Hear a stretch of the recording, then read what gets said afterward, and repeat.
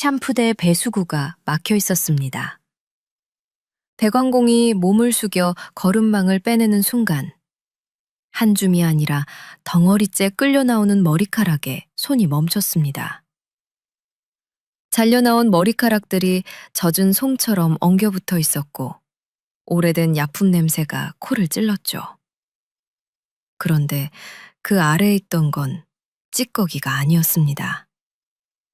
피부의 일부, 그리고 길게 늘어진 머리카락. 죽은 뒤에도 이상하게 번진 7색이었습니다. 누군가는 이 샴푸대 안을 세상에서 가장 조용한 무덤으로 만들어 두었습니다. 2005년, 의정부의 작은 미용실 원장이 흔적도 없이 사라졌습니다. 잠겨 있었고 물건은 제자리에 있었으며 CCTV엔 나가는 장면이 남지 않았습니다. 사람들은 그녀가 빚 때문에 도망쳤다고 혹은 남자를 따라갔다고 말했죠. 경찰도 그 소문에 기대어 사건을 접었습니다. 하지만 7년 후 배수구에서 끌려 나온 머리카락이 말하기 시작했습니다. 그날 마지막 손님이었던 단골은 정말 머리만 하러 온 사람이었을까요? 샴푸대. 머리카락으로 봉인된 자리. 2012년 6월 14일 오전 10시 02분. 경기도 의정부시 가능동 주택가 골목 끝에 붙어 있는 1층 상가. 간판은 이미 오래전에 내려갔고 유리문 안쪽에는 바랜 테이프 자국만 남아 있었다. 철제 셔터를 반쯤 올리자 7년 동안 비워둔 공기가 한꺼번에 밀려 나왔다. 눅눅한 먼지, 오래된 샴푸향, 그리고 어디서 새어나오는지 모를 약품 냄새. 사람의 기억을 찌르는 냄새였다. 인테리어 업자 한동수는 고무장갑을 끼며 중얼거렸다. 소문이 있긴 했지. 그래도 위치가 좋아. 내부만 싹 갈면. 함께 온 대관공이 샴푸대 쪽으로 몸을 기울였다. 검은 플라스틱 샴푸볼은 세월의 발에 잿빛이었고 가장자리에는 말라붙은 염색약 자국이 얼룩죽처럼 남아있었다. 수도를 잠깐 틀어보니 물이 찔끔 흐르다가 곧바로 차올랐다. 배수가 전혀 되지 않았다. 거름망부터 빼볼게요. 배관공은 철사로 거름망을 걸었다. 그 순간 손목이 멈췄다. 거름망이 툭 하고 빠지는 소리 대신 무언가가 늘어지며 딸려 나오는 감촉이 전해졌기 때문이다. 그는 조심스럽게 당겼다. 한 줌이 아니었다. 머리카락이 덩어리째 젖은 손뭉치처럼 엉겨붙어 올라왔다. 이게 뭐야? 머리카락. 잘려나간 머리카락. 누군가의 것이 아니라 누군가들의 것처럼 보였다. 색도 굵기도 제각각이었다. 짧은 남자 머리, 염색한 듯한 갈색, 희끗한 흰머리까지. 그 덩어리에서 물이 뚝뚝 떨어졌다. 물은 맑지 않았다. 희미하게 탁했고 약품 특유의 톡 쏘는 향이 섞여 있었다. 인부 하나가 얼굴을 찌푸렸다. 사장님, 이거 오래된 샴푸대면 이런가요? 대관공이 머리카락 덩어리를 바닥에 내려놓는 순간 샴푸볼 안쪽에서 툭 소리가 났다. 무언가가 덩어리에서 떨어져 나온 것이다. 배관공의 손전등 불빛이 그 부분을 비췄다. 그리고 모두가 동시에 숨을 멈췄다. 샴푸볼 바닥, 배수구 근처에 붙어 있는 것은 플라스틱 조각도 고무 패킹도 아니었다. 피부였다. 사람의 피부처럼 보이는 얇고 창백한 면. 그 옆에는 길게 뻗은 머리카락이 물에 젖어 붙어 있었는데 이상하게도 그 머리카락은 한 가지 색이 아니었다. 빨강, 주황, 노랑, 초록, 파랑, 남색, 보라. 7가지 색이 물에 번진 잉크처럼 겹쳐져 있었다. 미용실에서 흔히 보는 무지개 염색과는 달랐다. 의도적으로 층을 나눠 염색한 느낌이 아니라 마치 사후에 천천히 스며든 반응처럼 얼룩져 있었다. 색의 경계가 흐릿했고 어느 부분은 농도가 비정상적으로 짙었다. 한동수는 본능적으로 한 발 물러섰다.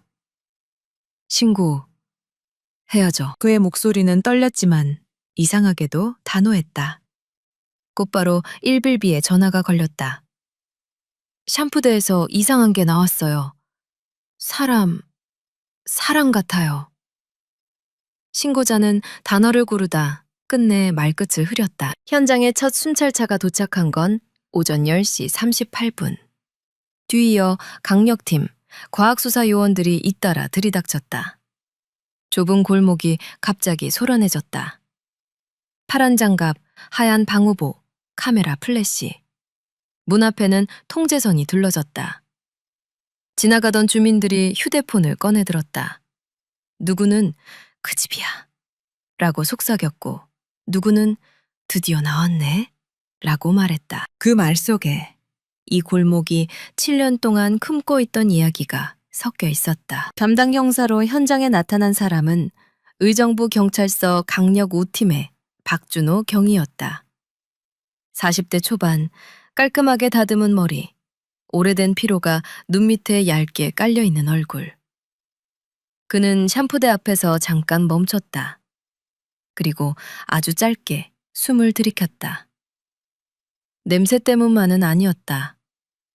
그는 이 미용실을 알고 있었다. 아니, 더 정확히 말하면 사라진 사람을 알고 있었다. 2005년. 이 골목이 한동안 매일같이 경찰차로 붐볐던 시절. 미용실 원장 강은서, 가명, 실종 사건.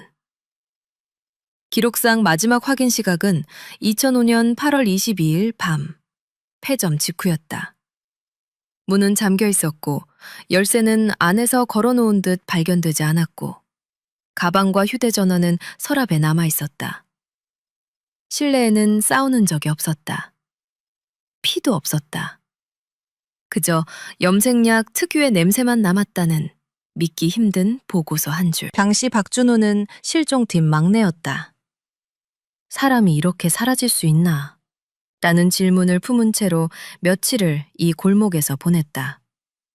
그리고 결국 뾰족한 결론 없이 사건은 흐지부지 접혔다. 사람들은 각자 편한 결론을 주워 담았다. 빚, 남자, 도망, 죽음, 미신. 박준호는 방호복을 입은 감식관에게 낮게 물었다. 지금 상태가 어떻게 보입니까? 감식관이 샴푸볼 내부를 가리켰다. 머리카락으로 꽉 막혀 있습니다.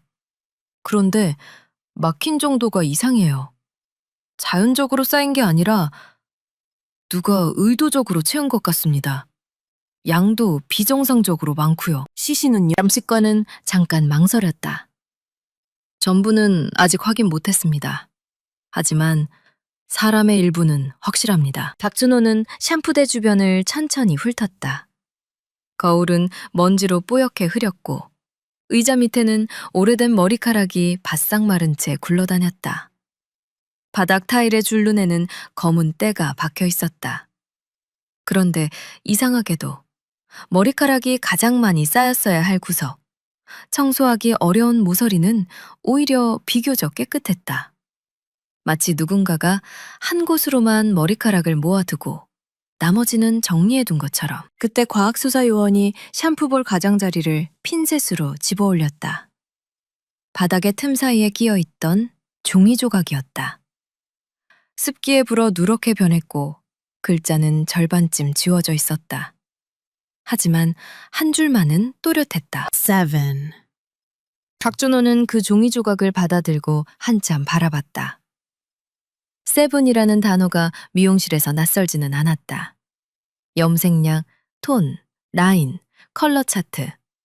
하지만 7년 동안 봉인된 샴푸대 속에서 발견된 단어라는 건 다른 의미였다. 그는 고개를 들어 샴푸볼 안쪽을 다시 봤다. 무지개처럼 변색된 머리카락.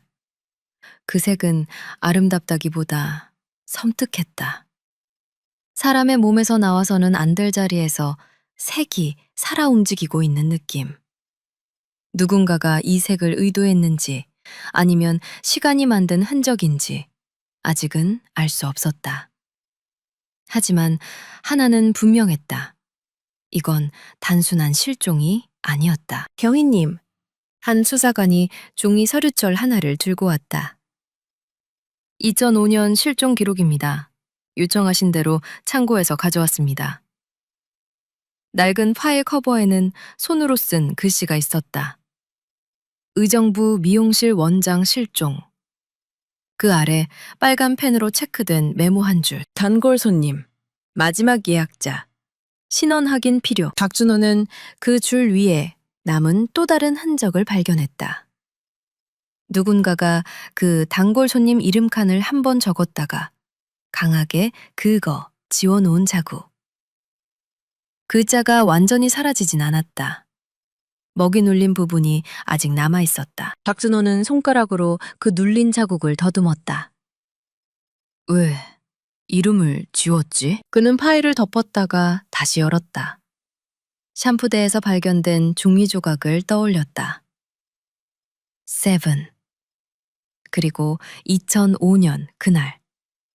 사건 기록의 마지막 페이지에 자신이 적어두었던 문장이 스쳤다. 해정 후 마지막 예약 손님. 원장이 그 손님을 받았다는 동료 증언. 그러나 신원 확인 불가. 그때는 확인 불가였던 것이 지금은 확인해야만 하는 것이 되어 있었다.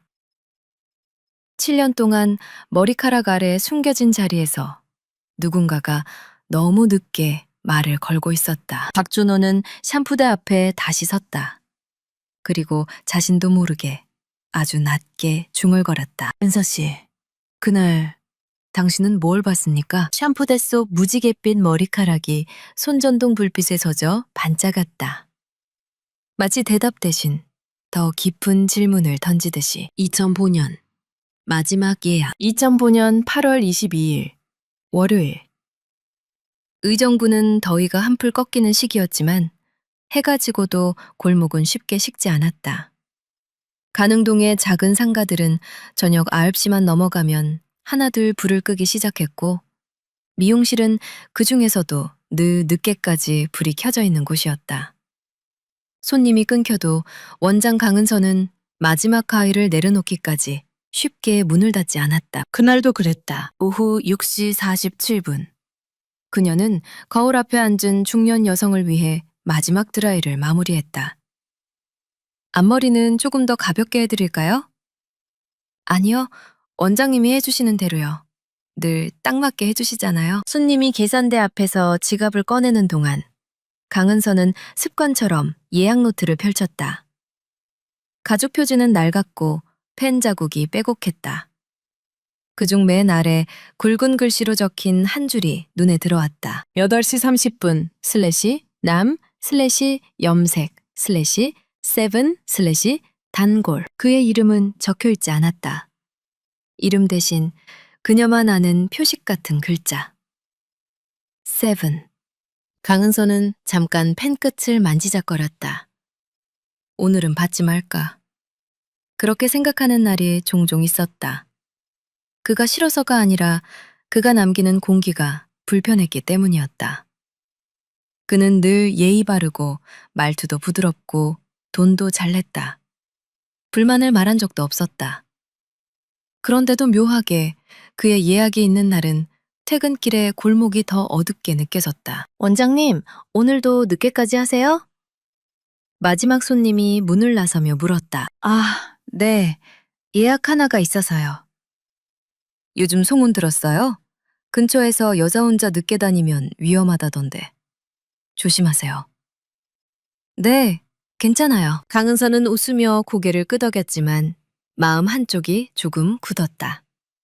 소문은 늘 과장되기 마련이었다. 하지만 그녀는 이런 소문이 아니라 자기 안의 찜찜함이 더 무서웠다. 설명할 수 없는 감각. 그건 사람을 무장해제시키는데 가장 치명적이었다. 오후 9시 12분. 그녀는 셔터를 반쯤 내리고 예약 있음 팻말을 걸었다. 바깥에서 보면 미용실이 거의 닫은 것처럼 보이게 그러면 불필요한 손님이 들어오지 않았다. 그리고 무엇보다 그녀 스스로에게 오늘은 한 사람만 받고 끝이라는 신호가 됐다. 스태프는 없었다. 강은서는 혼자 운영했고 가끔 친구 미용사가 주말에만 도와주곤 했다. 그래서 밤 예약은 늘 그녀 혼자였다. 고요한 공간, 거울에 반복되는 자신의 모습, 그리고 손님과 단둘이 남는 시간. 그 조합이 늘 불편하다는 걸 인정하기 싫었다. 내가 예민한 거야. 라고 스스로를 설득했다. 오후 9시 23분. 한 리듬이었다. 규칙적이고 너무 원장님, 저 예약한 사람입니다. 강은서는 21번 고르고 문을 열었다. 그는 검은 모자를 눌러쓰고 있었다. 마른 체형, 구두를 반짝이게 닦아 신은 남자. 손에는 작은 종이봉투가 들려 있었다. 늦어서 죄송합니다. 아니에요. 들어오세요. 그는 들어오자마자 신발을 가지런히 벗어두었다. 너무 가지런해서 오히려 눈에 밟힐 정도였다. 강은서는 종이봉투를 힐끗 봤다. 봉투에서 희미하게 달콤한 향이 났다. 과자나 빵일 수도 있었고 향초일 수도 있었다. 이거 지난번에 말씀하신 것. 그가 봉투를 내밀었다. 뭔데요? 원장님, 영색 컬러 차트요. 원장님이 좋아하실 것 같아서. 강은서는 순간 웃음이 나올 뻔했다. 미용실 원장이 컬러 차트를 선물로 받는다는 건 우스운 일이었다. 하지만 그가 내미는 봉투는 시중의 차트가 아니라 작은 샘플북 같은 것이었다. 표지엔 영문으로 짧게 적혀 있었다. 7.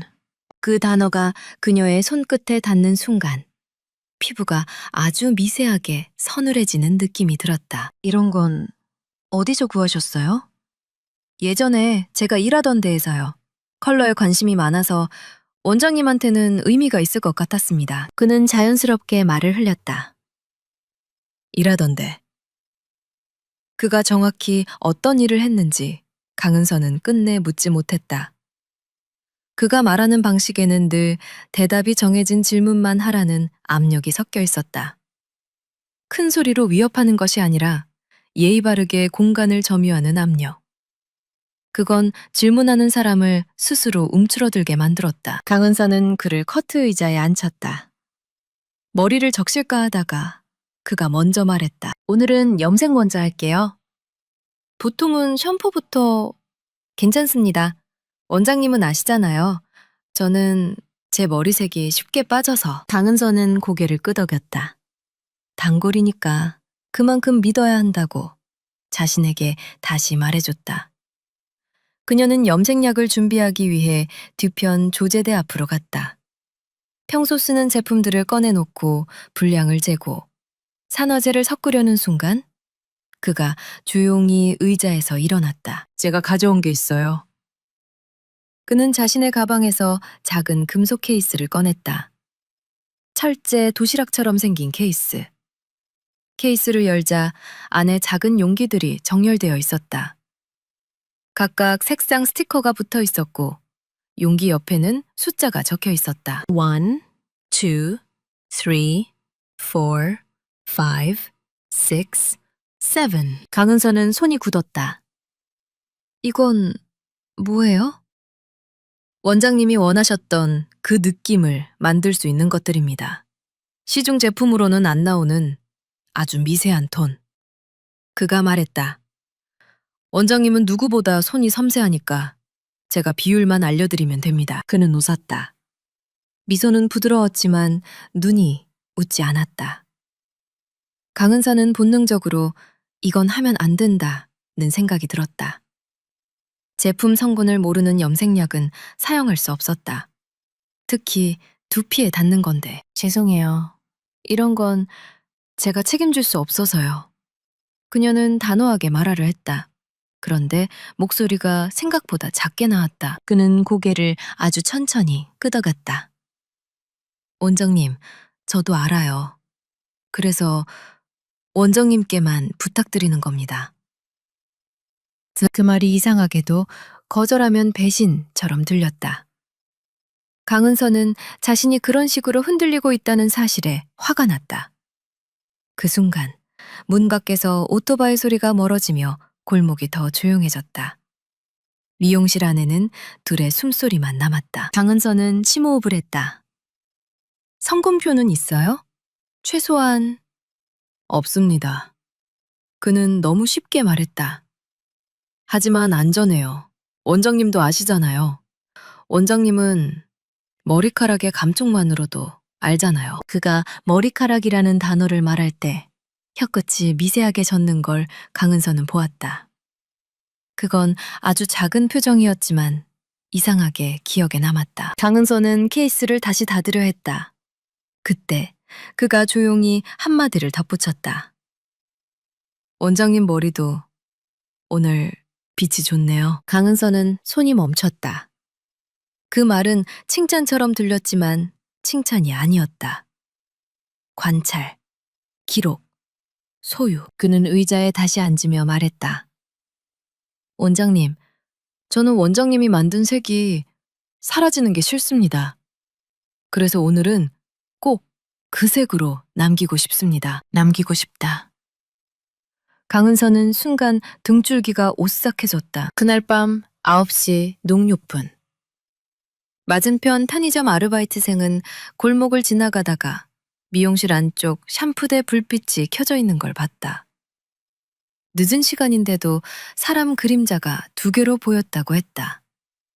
그리고 아주 잠깐 문틈 사이로 무지개 같은 색이 반짝였다고. 그때는 네온 사인 반사인 줄 알았다고 했다. 강은서는 주제대 앞에서 결국 장갑을 끼웠다. 한 번만, 이번만 빨리 끝내고 보내자. 그녀는 그렇게 스스로를 설득했다. 그러면서도 손은 이상하게 떨렸다. 금속 케이스에서 1번 용기를 열자 냄새가 났다. 익숙한 염색약 냄새가 아니라 훨씬 더 날카롭고 차가운 냄새.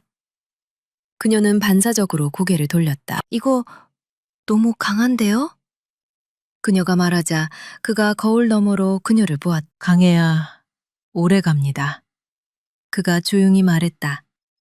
원장님, 오래 가는 게 좋잖아요. 강은서는 그 말을 되받아칠 수 없었다. 대신 아주 작은 목소리로 샴푸대부터 머리 적시고 할게요. 라고 했다. 그가 고개를 끄덕였다. 너무 순순히. 강은서는 샴푸대로 걸어갔다. 수건을 준비하고 물 온도를 맞추고 의자를 눕혔다. 그가 샴푸대에 목을 기대는 순간 강은서는 거울에 비친 그의 손을 봤다.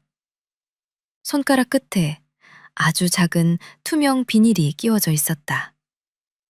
손가락 보호용 같기도 했고 무언가를 묻히지 않기 위한 장치 같기도 했다. 그때 그녀의 뇌리에서 한 문장이 번개처럼 스쳤다. 이 사람, 염색이 아니라 다른 걸 하려고 왔다. 강은서는 물을 틀려다가 손을 멈췄다. 그리고 아주 천천히 뒤로 물러섰다. 하지만 그 순간 등 뒤에서 금속 케이스가 열리는 찰칵 소리가 났다. 너무 가까운 거리에서. 강은서는 몸을 돌리며 입을 열었다. 손님, 그거 지금 뭐... 그 말이 끝나기 전에 공기 속으로 날카로운 냄새가 확 퍼졌다. 그리고 샴푸볼 안쪽 흰 도자기 표면에 처음 고는 색이 한 방울 떨어졌다. 무지개가 아니라 아직 이름 붙지 않은 색이었다. 강은서는 그 순간 깨달았다. 오늘 밤 이 미용실에서 사라질 사람은 색이 아니라 자기 자신일지도 모른다는 것. 그녀는 도망치려 했지만 샴푸대의 물소리보다 먼저 남자의 낮은 목소리가 들려왔다. 원장님, 뒤돌아보지 마세요. 그 말이 칭찬이 아니라 명령처럼 들린 순간 강은서의 발목이 얼어붙었다. 비닐 장갑이 마찰음을 냈다. 방호복 소매 끝에서 테이프가 끈적하게 뜯기고 마스크 안쪽은 금세 습기로 젖었다. 샴푸대 하나를 중심으로 좁은 미용실이 현장으로 변하는 데는 채 1시간이 걸리지 않았다. 통제선 밖 골목에는 주민들이 모여들었고 누군가는 그때 그 미용실이라고 낮게 말했다. 7년 전 이 골목이 숨을 죽였던 이름이었다. 박준호 경위는 샴푸대 앞에서 한 발짝도 더 다가가지 못한 채 시선만으로 내부를 훑었다. 손전등 빛이 도자기 표면을 미끄러지듯 스치고 지나갔다. 염색약이 묻어 말라붙은 얼룩들, 물때처럼 굳은 경계선, 그리고 배수구 주변을 꽉 틀어막고 있던 머리카락 덩어리. 감식관들은 그 덩어리를 쌓여 있던 것이 아니라 쌓아 올린 것처럼 다루었다. 손이 조심스러웠다. 머리카락은 증거이면서도 동시에 누군가의 의도가 가장 농축된 재료처럼 보였으니까. 머리카락을 조금씩 드러내자 공기가 달라졌다. 오래된 샴푸 향이 아니라 금속성 약품 냄새가 뚜렷해졌다. 감식관은 샴푸볼 안쪽 벽면을 면봉으로 문질러 채취했고 다른 요원은 배수구 틈 사이에 끼어있던 작은 종이 조각들을 핀셋으로 건져 올렸다. 물에 불어 흐물거린 조각들이었다. 그중 한 장에는 글자가 반쯤 남아있었다. 검은 잉크로 찍힌 영문 4글자. 마지막 N이 찢겨나간 자리에서 박준호는 목구멍이 뻣뻣해지는 걸 느꼈다. 2005년 사건 기록 맨 끝에 자신이 적어두었던 단어가 다시 튀어나온 기분이었다. 당시엔 단골손님이 예약 노트에 적어두고 간 취향쯤으로 생각했다. 하지만 지금은 달랐다. 단어가 취향이 아니라 표식처럼 느껴졌다. 경위님, 머리 보셨죠? 감식관이 고개를 들어 샴푸대 안쪽을 가리켰다. 피해자의 머리카락은 한 가지 색이 아니었다. 빨강과 주황, 노랑과 초록, 파랑과 남색, 보라가 얼룩처럼 번져 있었다. 누가 일부러 층을 나눠 염색한 무지개 헤어가 아니었다. 색은 경계 없이 스며들었고 마치 시간이 천천히 색을 키운 것처럼 보였다. 박준호는 그걸 보며 이유 없는 공포를 느꼈다. 사람의 머리카락은 죽어도 자라지 않는데 저 색은 살아 움직이는 것 같았다. 그날 오후 국과수 임시감정 결과가 빠르게 들어왔다. 정확한 사인은 정밀검사가 필요했지만 큰 방향은 보였다. 두피와 모발 주변에서 검출되는 특정 성분의 농도, 샴푸대 도자기 표면에 남은 잔류물, 그리고 약품 냄새. 모두 염색이라는 일상에 섞여 들어갈 수 있는 것들이었다. 누군가는 그 일상에 아주 작은, 그러나 치명적인 무언가를 더했을 가능성이 높았다. 박준호는 보고서를 손에 쥔 채 미용실 안을 천천히 걸었다. 거울이 줄지어 있는 공간, 커트 의자, 조제대, 그리고 샴푸대까지 이어지는 동선. 이곳은 도망치기 쉬운 구조가 아니었다. 문은 하나, 뒤쪽은 좁은 창고와 화장실뿐. 누군가가 의도적으로 사람을 가둘 수 있는 곳이었다. 그는 2005년의 마지막 밤을 머릿속에서 꺼내 재생해보려 했다. 기록은 차갑게 적혀 있었다. 폐점 직후 실종, 다툼은 적 없음, 현금 및 귀중품 일부 잔존, 외부 침입 흔적 없음. 하지만 기록에는 냄새가 없고 조명도 없다. 그날 이 미용실의 불빛이 어떤 색이었는지, 여름밤 골목이 얼마나 조용했는지, 손님의 목소리가 어느 정도로 가까웠는지, 그런 것들은 숫자와 문장 사이로 빠져나가 버렸다. 박준호는 사건 파일을 들고 밖으로 나갔다. 골목 바닥의 균열 사이로 잡초가 고개를 내밀고 있었다. 통제선 너머에서 주민들이 수군댔다. 그때도 늦게까지 불 켜져 있었어.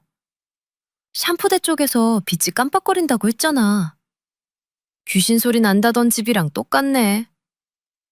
누군가의 말은 늘 과장되고 늘 조금씩 틀려 있었다. 하지만 틀린 말 속에도 진실의 파편은 남는다. 박준호는 그 파편을 모아야 했다. 그는 맞은편 편의점으로 향했다. 7년 전과 같은 간판은 없었지만 자리에 있던 작은 가게는 여전히 비슷한 시간에 문을 열고 닫았다. 점주는 손님이 뜸한 오후에야 이야기를 꺼냈다. 그때 아르바이트 하던 애가 있었는데 지금은 군대 갔다 왔을 거예요. 박준호는 연락처를 받아냈고 몇 시간 뒤 그때 아르바이트였던 남자가 경찰서로 들어왔다. 아직 20대 중반이었지만 말을 시작하기까지 오래 걸렸다. 자꾸 손톱을 만지작거렸다. 미용실, 그날요. 저는 그냥 불이 켜져 있는 걸 봤어요. 늦었는데도요. 시간이 기억납니까? 정확히는 모르겠는데 9시 넘어서였던 것 같아요. 그때 편의점 정리하고 있었거든요. 사람은 봤습니까? 창문이 약간 김이 서려 있었어요. 그래서 잘 안 보였는데 그림자가 2개였던 건 맞아요. 샴푸대 쪽. 그리고 색이요. 박준호가 고개를 들었다. 무슨 색? 남자는 목을 축이며 말했다. 무지개처럼 반짝였어요. 네온사인 반사인 줄 알았죠. 근데 가게 네온은 한쪽에 꺼져 있었거든요. 반사될 만한 게 없는데 이상했어요. 그 진술은 2012년에 박준호가 샴푸대 속에서 본 7색과 맞물렸다. 2005년 그날 밤에도 이미 어떤 색이 만들어지고 있었다면 그 색은 단순한 염색이 아니라 어떤 반응의 시작이었을지도 모른다. 다음은 단골 손님이었다. 기록 속에서 이름이 지워진 그 남자. 박준호는 사건 기록을 다시 펼쳤다. 누군가가 강하게 긁어지운 흔적 아래 눌린 피랍이 미세하게 남아 있었다. 빛에 비추면 약하게 떠오르는 자국. 그는 그 자국을 사진으로 확대해 감식팀에 남겼다. 이거 이름 복원 가능합니까? 감식관은 종이가 낡아서 장담은 못하지만 눌린 자국은 어느 정도라고 답했다. 박준호는 그 어느 정도에 기대야 했다. 사건은 늘 확실한 것만으로 움직이지 않았다. 흐릿한 것들이 모여서 확실해지는 순간이 온다. 그날 밤 박준호는 혼자 사무실에 남았다. 미호실에서 가져온 증거 목록을 다시 읽고 현장 사진을 확대해 보다가 조제대 서랍 사진에서 작은 틈을 발견했다. 서랍 맨 안쪽, 바닥판과 옆판 사이에 끼어 있는 얇은 비닐 조각. 너무 작아서 현장에서는 놓쳤을 법한 것. 투명한, 손가락 끝에 끼우는 보호 필름 같은 형태였다. 그는 순간 2005년의 한 장면을 상상했다. 샴푸대에 누운 남자, 장갑이 아닌 무언가를 손가락에 끼운 채 염색약이 묻지 않도록 조심하는 손. 단순히 깔끔한 성격이 아니라 자신의 흔적을 남기지 않으려는 습관이라면. 그리고 박준호의 머릿속에서 또 다른 장면이 이어졌다. 여름밤, 미용실 조제대, 낯선 금속 케이스, 숫자가 적힌 작은 용기들, 1에서 7까지. 누군가가 분량을 알고, 시간을 알고, 반응을 알고 있었다. 그건 우연이 아니라 설계였다.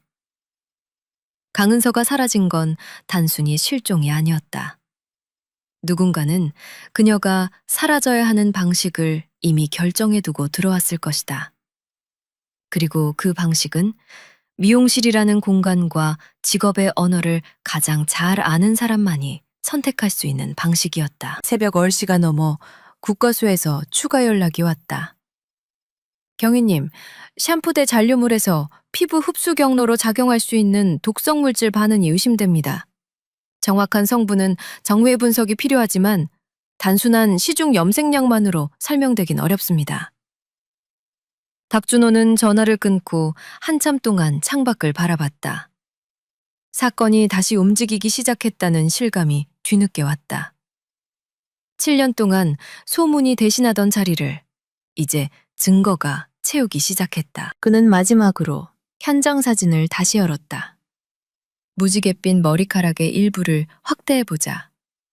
색이 번진 방향이 일정했다. 마치 물에 흘러내린 것이 아니라 특정 지점에서 시작해 반복적으로 스며든 것처럼. 그 지점은 두피 가까운 뿌리였다. 박준호는 화면을 바라보다가 아주 작게 속으로 말했다. 그럼 그날 밤에도 뿌리부터 시작됐겠지. 그리고 떠올렸다. 강은서가 염색을 거절하려 했을 때 남자는 왜 굳이 염색 먼저라고 했을까? 왜 굳이 두피에 가까운 곳부터? 박준호는 책상 서랍을 열어 사건 파일을 넣으려다 멈췄다. 서류철 사이에서 종이 한 장이 미끄러져 나왔다. 2005년 당시 참고인으로 적혀 있던 한 줄. 화학자재 납품업체 직원, 단골 손님과 외형 유사. 그 옆에 적힌 주소는 오래된 산업단지 쪽이었다. 그는 그 주소를 손가락으로 눌렀다. 주소 아래에 누군가가 당시 메모해둔 전화번호 하나가 있었다. 숫자 몇 개가 번져 지워졌지만 마지막 네 자리는 또렷했다. 박준호는 전화기를 들었다. 새벽이라 망설였지만 손이 먼저 움직였다. 번호를 끝까지 눌러 통화 버튼을 누르는 순간 수화기 너머로 길게 울리는 신호음이 이어졌다. 3번, 4번. 끊길 것 같던 찰나 연결음이 멈췄다. 그리고 아주 낮고 침착한 남자의 목소리가 들렸다. 네. 박준호는 숨을 고르고 자신이 누구인지 밝히려 했다. 그런데 상대가 먼저 마치 이미 알고 있었다는 듯이 말했다. 경찰이군요. 이제야 전화하셨네요. 박준호는 수화기를 귀에 댄 채로 잠시 말을 잃었다. 새벽의 사무실은 형광등 소리마저 크게 들릴 만큼 조용했는데 전화기 너머 남자의 목소리는 그 고요를 너무 자연스럽게 파고들었다. 놀란 쪽은 박준호였다. 상대는 놀라지 않았다. 오히려 기다렸다는 말투였다. 지금 누구십니까? 박준호가 먼저 낮게 말했다. 의정부 경찰서 강력 2팀 박준호 경위입니다. 수화기 너머로 아주 짧은 숨소리가 들렸다. 웃음이 아니라 숨을 고르는 소리였다. 경위님. 남자는 박준호의 이름을 한 번 더 굴려 불렀다. 이 사건 파일 다시 꺼내셨죠? 박준호는 손가락 끝이 차가워지는 걸 느꼈다. 강은서 원장님 사건을 알고 계십니까? 알죠. 남자는 너무 쉽게 대답했다. 그 미용실, 제 머리도 거기서 했습니다. 안골. 그 단어가 머릿속에서 찰컥하고 맞물렸다. 박준호는 침착하려 애쓰며 물었다. 이름부터 말씀하세요. 이제 와서 이름이 무슨 의미가 있습니까? 남자의 말투는 비꼬지 않았다. 오히려 성실했다. 질문의 형식을 빌린 설명 같았다. 경위님이 찾는 건 이름이 아니라 그날 밤의 진실 아닙니까? 박준호는 서류철 속 강하게 긁어 지워진 피랍을 떠올렸다. 당신이 2005년 8월 22일 밤 마지막 예약자였습니까? 한 박자 늦게 대답이 왔다. 네. 짧은 네가 너무 무겁게 들렸다. 박준호는 입안을 한 번 적셨다. 지금 어디 있습니까? 만나서 얘기하는 게 낫겠네요. 전화는 기록이 남으니까. 남자는 마치 경찰의 습관을 잘 아는 사람처럼 말했다. 내일 오전 10시, 의정부역 앞. 아니, 경위님, 그 미용실 앞이 좋겠습니다. 다시 시작한 곳에서 끝내야죠. 박준호는 내일이라는 단어가 새벽의 시간을 건너며 묘하게 날카롭게 들리는 걸 느꼈다. 도주할 생각입니까? 도주요? 남자가 아주 작게 웃었다. 저는 7년 동안 도망친 적이 없습니다. 도망친 건 다른 사람들이죠. 보고도 못 본 척한 사람들. 박준호는 상대의 목소리에서 흥분이나 공포를 찾으려 했다. 없었다. 대신 확신이 있었다. 자신이 규칙을 만들고 자신이 그 규칙대로 움직이는 사람의 확신. 그는 그런 확신을 가진 범죄자들을 몇 번 본 적이 있었다. 문제는 그 확신이 항상 범죄의 모양을 띠는 건 아니라는 사실이었다. 어떤 확신은 선의의 얼굴로 사람을 속인다. 그러다가 어느 순간 되돌릴 수 없는 선을 넘는다. 내일 오전 10시. 박준호가 짧게 확인했다. 그 전에 도망치면 체포합니다. 남자는 대답 대신 마지막 문장을 남겼다. 경위님, 그 샴푸대에서 나온 머리카락 예쁘던가요? 그리고 통화는 뚝 끊겼다. 박준호는 전화기를 내려놓지 못한 채 몇 초를 더 서 있었다. 예쁘던가요? 그 질문은 소름 돋게도 미용실이라는 공간에서 가장 자연스러운 질문처럼 들렸다. 누군가에게 머리카락은 미용의 대상이지만 누군가에게는 소유의 대상이 된다. 그리고 소유는 때때로 사람을 물건으로 바꾸는 가장 손쉬운 방식이었다. 아침이 밝자마자 박준호는 사건 기록을 다시 펼쳤다. 2005년, 당시 참고인 진술에는 단골 손님이 있었다. 그러나 이름은 끝내 확정되지 않았고 흔적은 지워졌다. 그 지워진 흔적 옆에는 작은 메모가 붙어 있었다. 화학자재 납품업체 근무 경력 추정. 그게 당시에는 별 의미 없는 추정으로 취급됐던 이유는 간단했다. 강은서 원장이 사라진 사건이 미용실 안에서 끝났다고들 생각했기 때문이다. 그런데 지금 샴푸대 도자기 표면에서 나온 잔류물은 그 추정을 다시 불러냈다. 시중 염색약만으로 설명하기 어려운 독성 반응, 피부 흡수 경로, 그리고 세븐이라는 표시. 박준호는 팀원들과 함께 의정부 외곽산업단지 쪽으로 향했다. 2005년 당시 세진 케미칼이라는 소규모 납품업체가 있었다는 기록이 남아 있었고, 지금은 간판만 바뀐 채 같은 자리에서 다른 회사가 영업 중이었다. 사무실 구석에서 오래된 거래 장부를 찾아낸 건 우연에 가까웠다. 전 주인이 떠나며 남긴 박스들이 창고에 쌓여 있었고 그 안에 낡은 거래처 목록이 묻혀 있었다. 미용실. 맞네요. 팀원이 장부 한 페이지를 펼치며 말했다. 2005년 여름, 연모제 원료, 산화제, 안정제라는 항목 아래에 가능동 보공미용실이 적혀 있었다.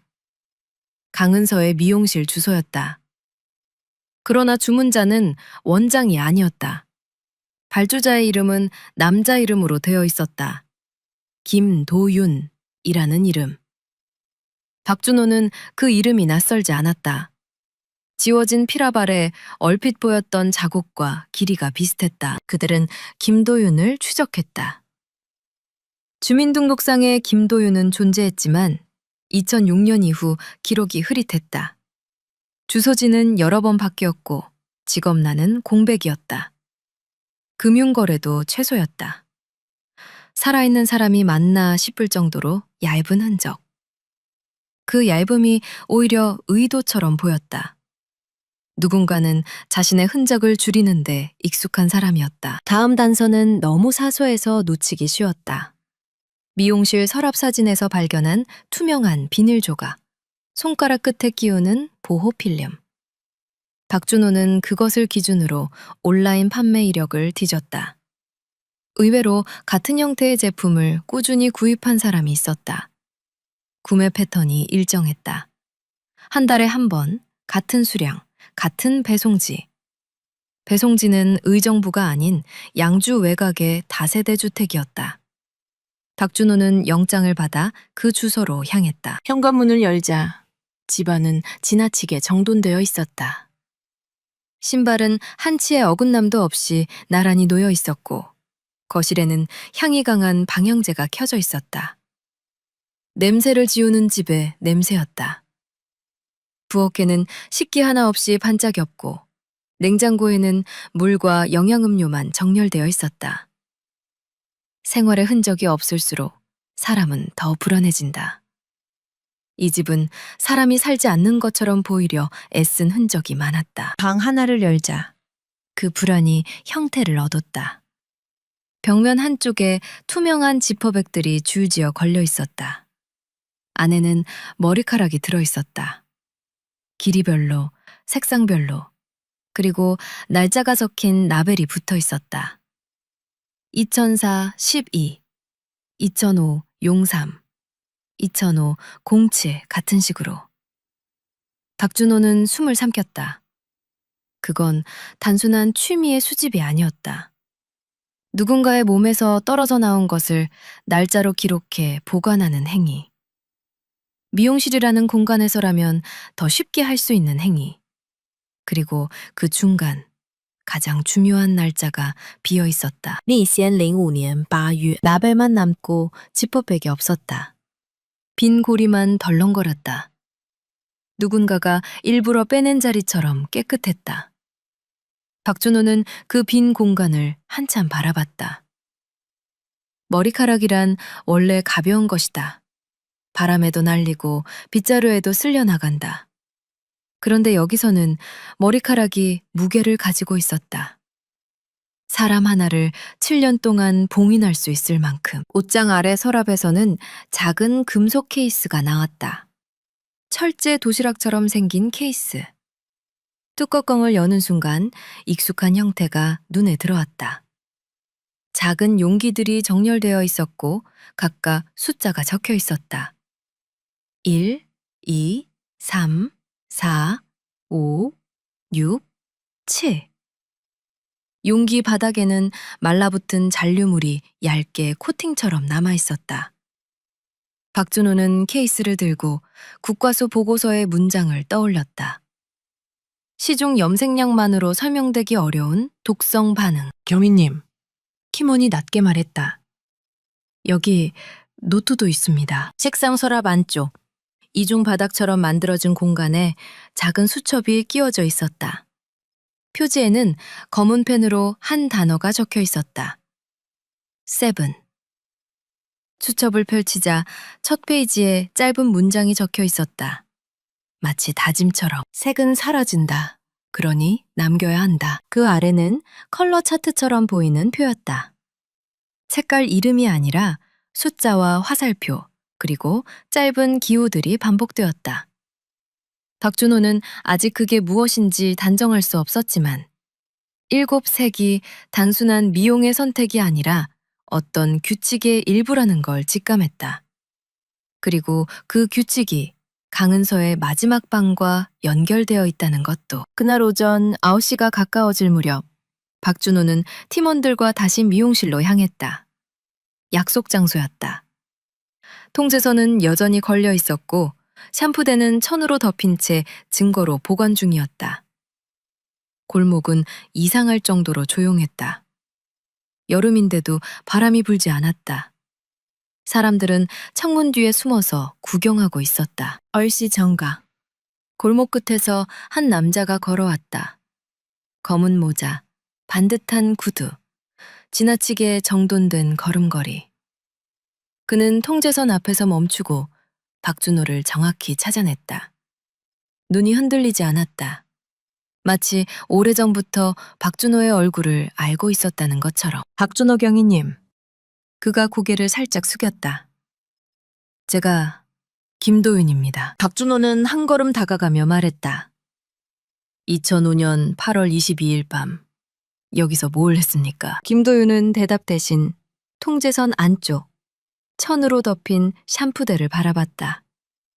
눈빛이 잠깐 부드러워졌다. 그 부드러움이 너무 위험해 보였다. 그는 아주 조용히 말했다. 경희님, 원장님은 그날 밤에도 예뻤습니다. 잠깐 숨을 고른 뒤 마치 자랑처럼 덧붙였다. 그리고 그 아름다움은 지금도 저 안에 남아있죠. 박준호는 그 순간 확신했다. 이 남자는 실종을 말하지 않았다. 죽음도 말하지 않았다. 그는 오직 남아있다는 말만 했다. 그리고 그 말은 샴푸대가 무덤이라는 사실을 너무 자연스럽게 받아들이는 사람의 말이었다. 박준호가 수갑을 꺼내려는 찰나 김도윤이 한 걸음 더 가까이 다가와 아주 낮게 속삭였다. 근데요, 경희님. 그의 목소리가 미세하게 떨렸다. 처음으로 감정이 묻어났다. 그날 밤 저 혼자였다고 생각하세요? 김도윤의 말이 끝나자 골목의 공기가 잠깐 멎었다. 통제선 너머에서 누군가가 숨을 삼키는 소리가 들렸고 경찰 무전기에서는 아무렇지 않게 잡음이 흘렀다. 사람들 사이에서는 늘 이런 순간이 있다. 이제 끝났다고 믿고 싶지만 오히려 그때부터 더 깊은 문이 열려버리는 순간. 박준호는 수갑을 채우며 김도윤의 손목을 잡았다. 손목은 차갑고 건조했다. 놀랍게도 그는 저항하지 않았다. 그저 통제선 안쪽 천으로 덮인 샴푸대를 마지막으로 바라봤다. 그 눈빛은 죄책감도 공포도 아니었다. 애착이었다. 경찰서 조사실의 형광등은 골목의 어둠보다 더 잔인했다. 빛은 사람의 얼굴을 평평하게 만들고 평평해진 얼굴은 거짓말을 더 쉽게 굴린다. 김도윤은 의자에 앉자마자 소매를 정리했다. 손가락 끝에는 아주 얇은 투명 필름이 끼워져 있었다. 마치 습관처럼 무엇인가가 손끝에 묻는 걸 견딜 수 없다는 사람처럼. 박준호는 그걸 보며 미용실 서랍에서 나온 비닐 조각을 떠올렸다. 작은 조각이 거대한 시간을 연결했다. 내 밤 혼자가 아니었다고 했죠. 박준호가 말했다. 누가 더 있었습니까? 김도윤은 한참 동안 입술을 다물었다. 침묵이 길어질수록 그는 오히려 안정되어 보였다. 마치 지금 이 순간조차 자신이 계획한 순서에 포함된 것처럼. 그리고 마침내 아주 느린 목소리로 말했다. 경희님은 머리카락이 왜 그렇게 많이 모였는지 궁금하실 겁니다. 지금 질문에 답하세요. 김도윤은 고개를 살짝 들었다. 눈동자가 흔들리지 않았다. 원장님은 손님들 머리카락을 잘 버리셨어요. 쓰레기 봉투에 모아 하루에 한 번씩 내놓았죠. 그게 원래 방식입니다. 그런데 샴푸대 안에서 나온 머리카락은 버린 것이 아니라 모아둔 것이에요. 당신이 모았습니까? 네. 김도윤은 쉽게 인정했다. 예쁜 건 쉽게 사라지니까요. 사라지는 게 싫었습니다. 박준호는 팔짱을 끼고 숨을 고르게 들이켰다. 그는 이런 말들이 범죄자의 변명이라는 걸 알고 있었다. 하지만 이상하게도 김도윤의 말은 변명처럼 들리지 않았다. 고백에 가까웠다. 아니, 신념의 설명이었다. 날 밤 강은서 씨에게 무슨 짓을 했습니까? 김도윤의 입꼬리가 아주 미세하게 떨렸다. 처음으로 감정이 스쳤다. 저는 원장님이 만든 색을 좋아했습니다. 다른 사람들처럼 예쁘다 해서 끝나는 게 아니라 그 색이 사람을 바꿔놓는 걸 봤어요. 머리카락 하나로 표정이 달라지고 눈빛이 달라지고 인생이 달라지잖아요. 그는 잠깐 손가락 끝을 들여다보았다. 그런데 그게 사라져요. 시간이 지나면 빠지고 빛이 바래고 다시 평범해져요. 저는 그게 견딜 수가 없었습니다. 박준호는 목소리를 낮췄다. 독을 섞었습니까? 김도윤은 눈을 감았다 뜨며 고개를 끄덕였다. 염색약은 두피에 닿죠. 숨으로도 들어옵니다. 원장님은 그날 저를 믿었어요. 미용실이라는 곳에서는 손님이 원장을 믿고 원장은 손님을 믿습니다. 그걸 깨트리는 건 정말 쉽습니다. 아주 작은 무언가만 더하면 되니까요. 그가 아주 작은이라고 말하는 순간 박준호는 이를 악물었다. 작은 것들이 사람을 죽이고 작은 것들이 시간을 지운다. 그리고 작은 것들이 실종이라는 단어 뒤에 사람의 죽음을 숨긴다. 원장님이 거절했죠. 김도윤이 계속 말했다. 성공표가 없다고, 책임질 수 없다고. 맞는 말입니다. 원장님은 제대로 된 사람이었어요. 그는 웃지도 울지도 않았다. 그래서 저는 원장님이 거절할수록 더 확신했어요. 그런 사람은 더더욱 오래 남겨야 한다고. 각준호가 책상을 손바닥으로 눌렀다. 그만하고 어떻게 죽였는지 말하세요. 김도윤은 마치 교과서를 읽듯 담담히 입을 열었다. 샴푸대를 준비했습니다. 물 온도를 맞추고 수건을 깔고 원장님이 제 머리를 적시려고 다가오셨을 때 저는 이미 약품을 손에 묻혀두었습니다. 두피 가까운 곳에서부터 반응이 시작되게. 그의 목소리가 아주 조금 낮아졌다. 원장님은 처음엔 몰랐습니다. 손님이 불편해도 참는 게 직업이니까요. 그런데 몇 분 지나지 않아 숨이 가빠졌어요. 눈이 흔들렸고 손이 떨렸습니다. 저는 그때야, 아, 시작됐구나 하고 알았죠. 살릴 생각은 없었습니까? 김도윤의 눈이 잠깐 가늘어졌다. 저는 죽이려던 게 아닙니다. 그리고 곧바로 스스로도 믿지 않는 말이라는 듯 입술을 굳게 다물었다. 아니요. 솔직히 말하면 죽음이 포함되어 있어야 완성된다고 생각했습니다. 살아있으면 변하니까요. 살아있으면 다른 사람이 만지고 다른 사람이 빼앗아가니까요. 조사실 안의 공기가 더 차가워졌다. 박준호는 말없이 녹음기 표시등만 확인했다. 진술은 흘러가는 게 아니라 벽에 붙어 무겁게 쌓이는 느낌이었다. 원장님은 샴푸대에 기대려다 무너졌어요. 김도윤이 말했다. 저는 당황했습니다. 생각보다 빨랐거든요. 저는 시간표를 맞춰야 했습니다. 색이 7이 되려면 시간이 필요해요. 반응이 겹치고 스며들고 고정되는 시간. 그는 손가락으로 탁자를 천천히 두드렸다. 하나, 둘, 셋. 그런데 원장님은 너무 빨리 약해졌습니다. 저는 그때 전화를 했습니다. 박준호의 눈이 좁아졌다. 누구에게? 김도윤은 잠깐 웃었다. 경희님이 아는 사람입니다. 아니, 경희님이 믿어야만 했던 사람이죠. 그 말이 박준호의 가슴을 쿡 찔렀다. 그는 직감적으로 사건 기록에 남아있던 지워진 키랍을 떠올렸다. 누군가가 지웠다. 그 누군가는 단지 김도윤이 아니었다. 파일은 경찰의 손에 있었다. 2000 배신년, 담당 경감. 김도윤이 조용히 말했다. 저를 쓰던 사람. 쓰던 사람? 정보. 김도윤은 아주 짧게 답했다.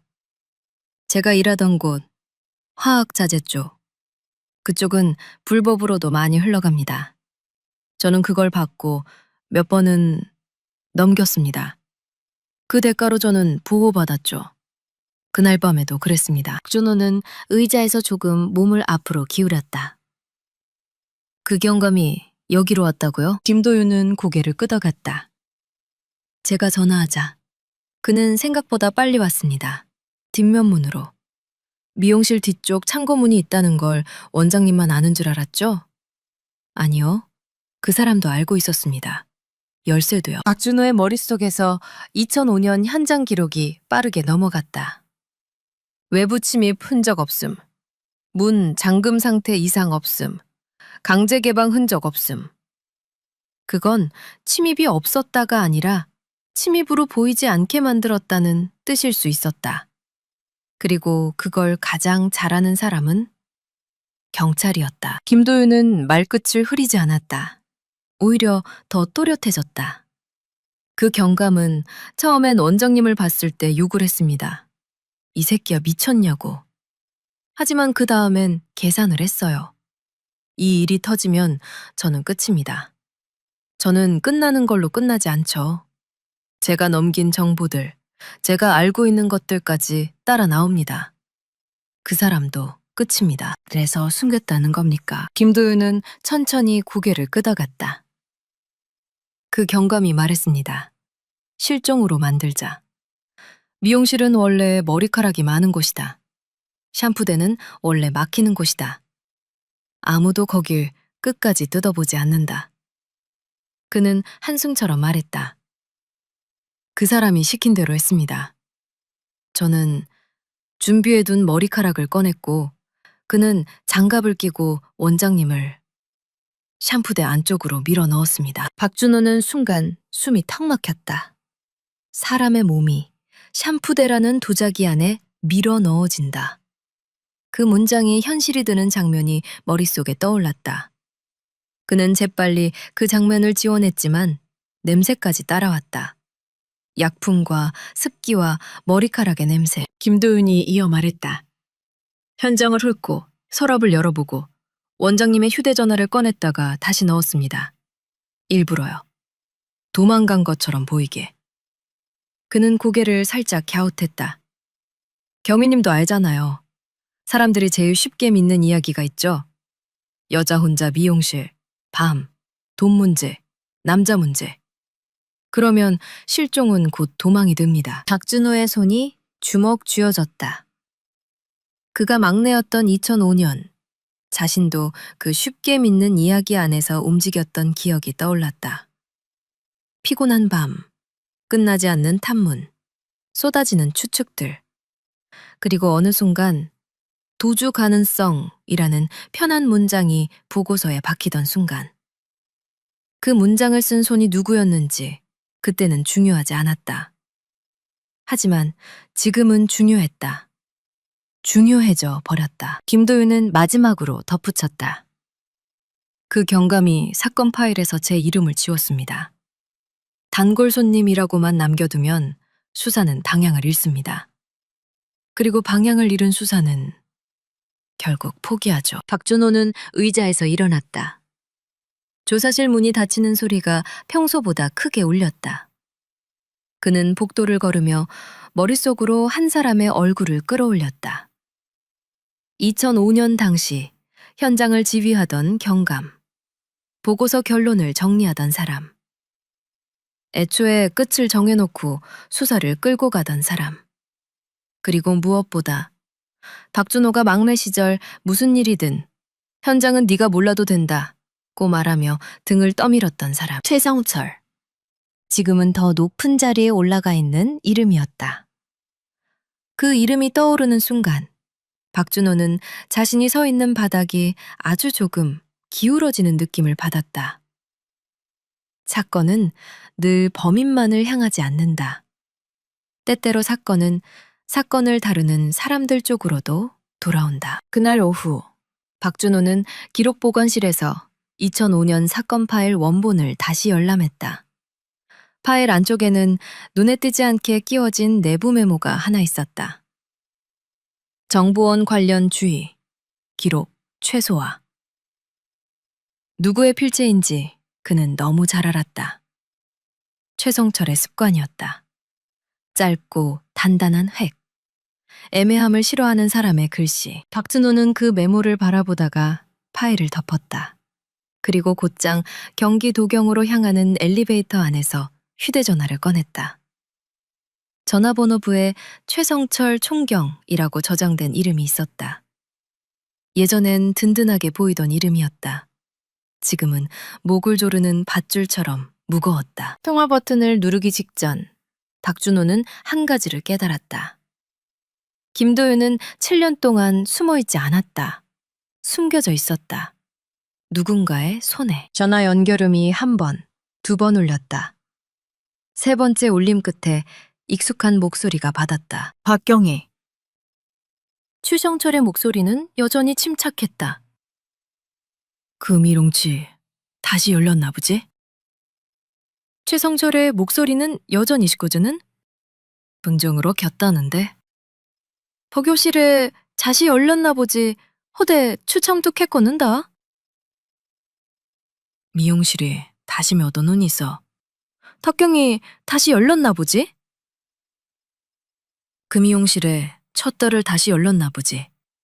그런데 우용실을 얻어고는데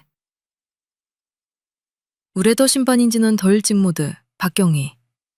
최성철은 연호를 도 사라니 하냐? 곧쩔어 보지는. 박경희 다시 열렸나 보지. 최성철의 목소리는 여전히 침착했다. 박경희 찻이 열렸나 보지. 최성철의 목소리는 여전히 심착했다는? 그의 미용실에 열리게 두는 다시 열렸나 보지. 그곳에는 축가저가 나는 도곳이 추검이 사면다. 조명하다 뭔데도 주고 싶도 자동도고 주고간 하느니가 사맞으면 당근더요. 최성철의 녹소리는 여전히 심착했다 누란 하느니가 치복의 보정은 초고구로여 추어쳤는다. 최성철의 목소리는 여전히 심착했다. 슈퍼르만 돌아주로 조고구로를 토건 것겠어요. 그루 박경희 처고 싶다른 처고고 나는 도곳이 그 미용실에 처단음 다면도후 이로도 추구고보 탑사를 다시는다. 비더너를 겉하고지 나모드는 다시런 보대를 모드는 차포는 돌아다. 최성철의 박경희 는다. 최성철의 목소리는 여전히 심착했다느른. 굿다는 조고고도도 차광고 격우는 추건하는 보디죠. 최성철의 목소리는 여전히 심착했다. 슈퍼로 만들어 저고 자기 번은 하는 고고 도고고 합니다. 최성철의 목소리는 여전히 심착, 추고고로여 추거도로다. 최성철의 목소리는 여전히 심착했다는, 추고고 부다는 여전히 심착했다는. 최성철의 목소리는 여전히 심척, 추고고로여 추러도로다. 박경희도 찻이 열렸나 보지. 박경희 타정우는 모단 항은가, 부다는 얻어머나 들어오다. 최성철의 목소리는 여전히 심척 투고고로여 주려도로 팝파트는 슝장호 당하는고 장머는 탕각겹는 건 그러보다. 최성철의 목소리는 여전히 심척 추고고로여 주라도로다. 추가 보버는고 탕연보다는 탁보하다는다. 최성철의 목소리는 추따거 매시는다. 최성철의 목소리는 축가거매시 처강웅우도를 하는 보 노래고당 추고고로여 추러도로다. 최성철의 목소리는 축가고매시 추고고 중마라보도를 탐원해로는다. 박경희 두루 충정은 밤연 충자거열시 충정은 밤원 노룬 요쳐고는다. 박경희 파건들을 두고 주가 텀원정은 종덩 쉬고모르십니다. 최성철의 목소리는 축가고매시 투냄보다는 축가보고로여 줄어도로다. 불에도 목소리는 하녀? 박경희 파간거르도. 최성철의 목소리는 축가고매시도 구이시터버는 저거고도 처고부 참은보든. 조성철의 방은보드는 담은도 부로보다. 춤바저고 장여거저고 또니바 좌박경희. 열렸나 보지? 박준호는 대답 대신 아주 짧게 숨을 들이켰다. 그리고 말했다. 총경님. 2005년 그날 밤 미용실에 다녀오셨습니까? 박준호는 전화를 귀에 댄 채로 최성철의 목소리를 몇 초 더 들었다. 그 미용실 다시 열렸나 보지? 나는 문장이 안부처럼 너무 자연스럽게 흘러나왔다. 그 자연스러움이 오히려 비정상이었다. 7년 전 그 사건은 그냥 접힌 게 아니었다. 누군가가 접어넣었다. 그리고 그 접는 손이 지금 자기 목소리를 잃지 않은 채로 살아있었다. 총경님, 2005년 8월 22일 밤에요. 박준호는 단어를 하나씩 눌러 말했다. 가능동 미용실 뒷문으로 들어가셨습니까? 잠깐의 침묵. 아주 짧은 사람이 말을 고르는 시간. 최성철은 침착한 목소리로 대꾸했다. 박경희, 그건 오래된 사건이고 지금은 네가 감정적으로 예, 오래됐죠. 답준호가 끊었다. 근데 총경님은 방금 다시 열렸다고 하셨습니다. 현장 통제는 오늘 아침에야 걸렸습니다. 아직 언론에도 안 나갔고요. 수화기 너머로 이번엔 숨이 기울게 새었다. 최성철은 잠깐 웃는 듯한 소리를 냈다. 네가 참 예민해졌구나. 그 사건 다시 맡았다며? 그래. 요즘 기록은 금방 돌아다니니까. 총경님, 박준호는 목소리를 낮췄다. 김도윤이라는 남자를 압수수색했습니다. 세븐이라고 적힌 금속 케이스, 머리카락 보관 봉투, 그리고 2005년 8월만 비어 있는 자리. 그 남자가 방금 진술했습니다. 그날 밤 당신이 왔다고. 그 순간 통화선이 아주 미세하게 흔들리는 듯했다. 최성철이 낮은 목소리로 말했다. 어디서 그런 이름이 나오냐? 박준호는 마음속에서 마지막으로 한 번 더 확인했다. 그는 지금 상관을 몰아붙이는 게 아니라 사건을 붙잡고 있었다. 그리고 사건은 늘 사람보다 정직했다. 총경님, 수사 절차대로 하겠습니다. 오늘 중으로 감찰에 보고하고 출석 요구하겠습니다. 박경희. 최성철의 목소리가 한층 간단해졌다. 네 커리어 생각 안 하냐? 박준호는 짧게 웃었다. 웃음은 아니었다. 숨이 터지는 소리였다. 강은서 원장님 생각은요? 7년 동안 그 샴푸대 안에서 머리카락 아래에 있었던 사람. 그는 전화를 끊었다. 손이 떨리진 않았다. 대신 목 뒤가 서늘했다. 사람은 어떤 순간에 자기 인생의 방향이 바뀌는 걸 안다. 그 서늘함이 그 순간을 알려줬다. 감찰은 예상보다 빨리 움직였다. 박준호가 제출한 건 진술만이 아니었다. 2005년 사건 파일의 내부 메모, 정보원 관련 주의, 기록 최소화라는 문장, 그리고 압수수색으로 확보한 김도윤의 수첩 세븐과 화학자재 납품 장부. 무엇보다 김도윤의 자백 녹음에는 하나의 단어가 반복적으로 남아있었다. 경감님, 그 사람이 시킨 대로 기록을 지웠다. 지워진 이름이 특정되는 순간, 그건 더 이상 추정이 아니었다. 그러나 최성철은 그냥 무너질 사람이 아니었다. 그는 검은 구멍의 방식으로 버텼다. 기억이 안 난다. 그런 일 없다. 당시에 절차대로 했다. 논리는 늘 그랬다. 기록이 없다는 걸 일어나지 않았다로 바꾸는 사람들. 박준호는 그 논리에 익숙했다. 그래서 이번엔 기록을 만들었다. 김도윤의 집에서 나온 머리카락 봉투들, 날짜랍에 2005년 8월이 비어있는 자리. 국과수는 그 빈자리가 삭제가 아니라 이동의 흔적일 수 있다고 봤다. 누군가가 결정적인 증거가 될 수 있는 모발을 따로 빼냈다는 의미. 그리고 그 모발은 다른 곳에 남아있을 가능성이 있었다. 박준호는 샴푸대에서 나온 머리카락 덩어리의 층을 분석해달라고 요청했다. 머리카락은 무작위로 섞인 게 아니었다. 오래된 층, 최근 층, 그리고 특정 시간에 집중적으로 채워진 층이 있었다. 마치 누군가가 덮개처럼 위에 더 얹어 봉인한 것처럼. 국과수의 말은 간단했다. 마지막으로 넣은 머리카락 층에 특정 화학 성분이 더 강하게 남아 있습니다. 박준호는 그 문장을 되씹었다. 마지막으로 넣은 머리카락. 덮개. 그 덮개가 누군가의 손끝을 피하려는 의도였다면 그 손끝은 장갑을 꼈을 것이다. 그리고 장갑에는 흔적이 남는다. 범죄 현장에서 가장 흔한 실수는 깨끗하게 치운다고 생각하는 것이다. 깨끗함은 오히려 패턴이 되고 패턴은 증거가 된다. 며칠 뒤 국과수는 작은 결정을 하나 가져왔다. 샴푸볼 배수구 안쪽 깊은 틈에서 아주 작은 고무 조각이 나왔다는 보고였다. 손가락 끝에 끼우는 보호 필름과 함께 쓰는 접착성 고무. 김도윤의 집에서 나온 제품과 동일 계열. 하지만 더 중요한 건 고무 표면의 미세한 분말 잔류였다. 경찰이 사용하는 특정 장갑의 분말 성분과 일치하는 비율이 나왔다.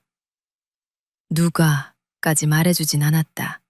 그러나 어떤 조직의 장갑인지에는 힌트가 되었다. 박준호는 그 힌트를 감찰에 넘겼다.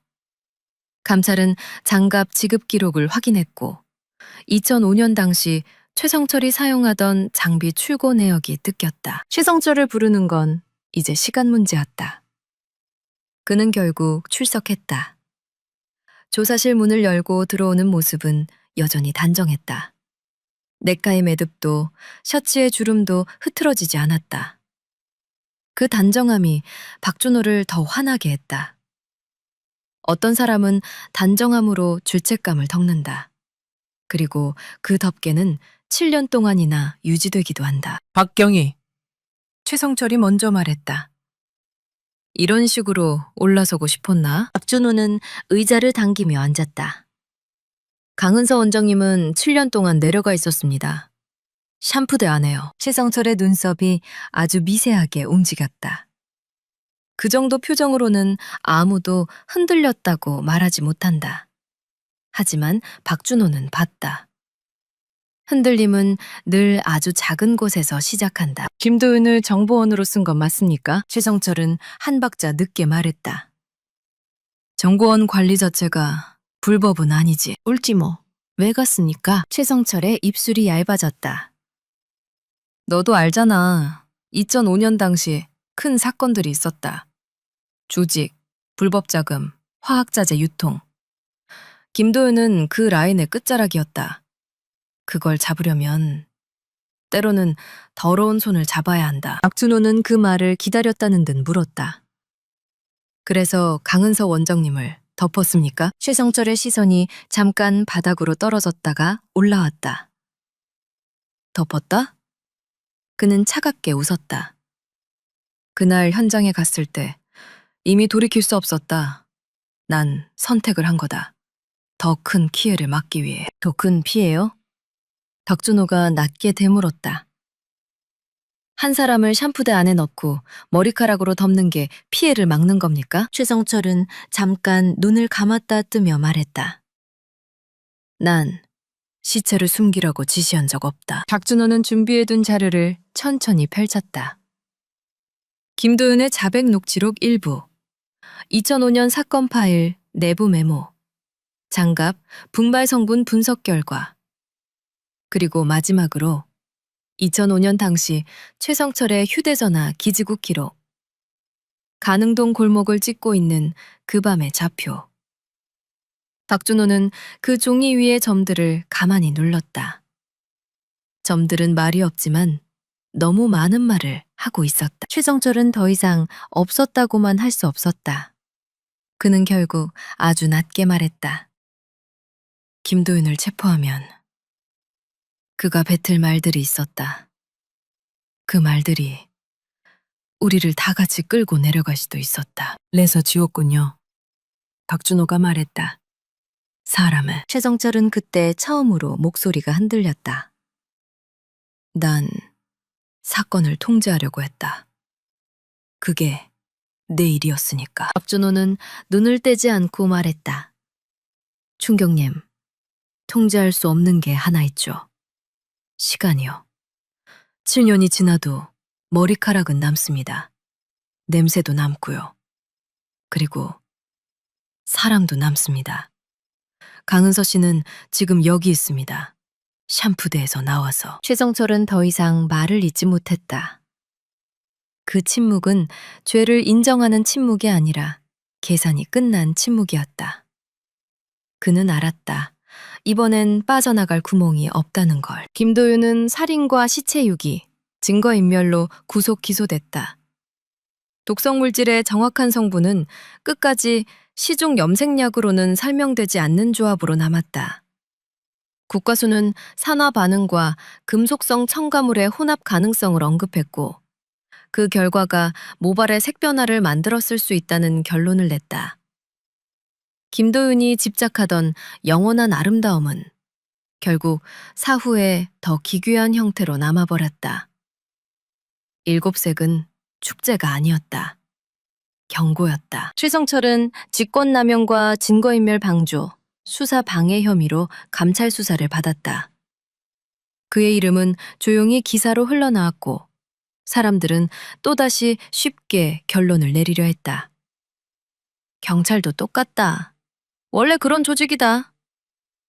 하지만 박준호는 그 말들이 또 다른 덮개가 되는 걸 원치 않았다.